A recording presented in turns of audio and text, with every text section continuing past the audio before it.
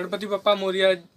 जी हाँ दोस्तों, आप गणपति बप्पा मोरया का जयघोष सुने होंगे, लेकिन दोस्तों गणपति बप्पा का जयघोष हम क्यों करते हैं? आखिर क्या कारण है कि हम गणपति बप्पा मोरया का जयघोष करते हैं? क्या आपको इसके पीछे का रहस्य पता है? नहीं तो चलिए दोस्तों, हम आपको बताने का प्रयास करते हैं। दोस्तों बात 14वीं शताब्दी की है, जब महाराष्ट्र के पुणे शहर के पास चिंचवड़ गाँव, जो कि मोरया गाँव के नाम से भी जाना जाता है, वहाँ पे ही वामन भट्ट और पार्वती बाई को एक पुत्र मोरया गोस्वामी की प्राप्ति हुई है। और मोरया गोस्वामी बचपन से ही श्री गणेश जी की भक्ति भाव में लगे रहते थे। वो दिन रात श्री गणेश की भक्ति भाव करते थे। वह उनको श्री गणेश की सबसे प्रमुख और सबसे बड़े भक्तों में से एक माना जाता है। एक दिन एक रात को स्वप्न में उनको श्री गणेश जी की दर्शन प्राप्त हुए। और स्वप्न में श्री गणेश जी ने उनसे कहा कि आपको सुबह स्नान करने के पश्चात एक मूर्ति मिलेगी, उस मूर्ति को आप लेके जाइए और उसकी स्थापना करिए।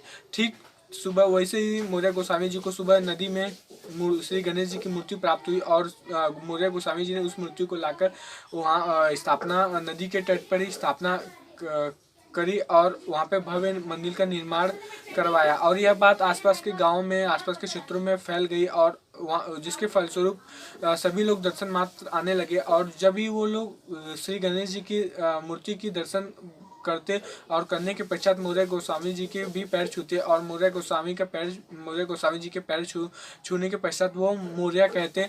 और जब भी वो मोरया कहते तो मोरया गोस्वामी जी उनसे मंगल मूर्ति का जयघोष करने को कहते। और यही इसी कथान को लेकर, इसी बात को लेकर, मंगल मूर्ति को लेकर यह बात आसपास के क्षेत्रों में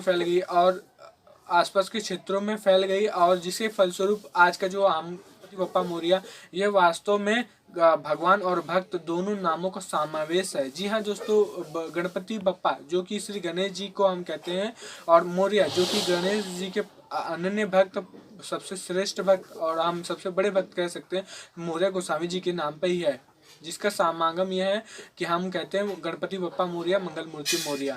उम्मीद करता हूं दोस्तों आपको हमारी यह जानकारी पसंद आई होगी। यदि दोस्तों हमारी जानकारी आपको पसंद आई होगी तो एक लाइक कर दीजिए।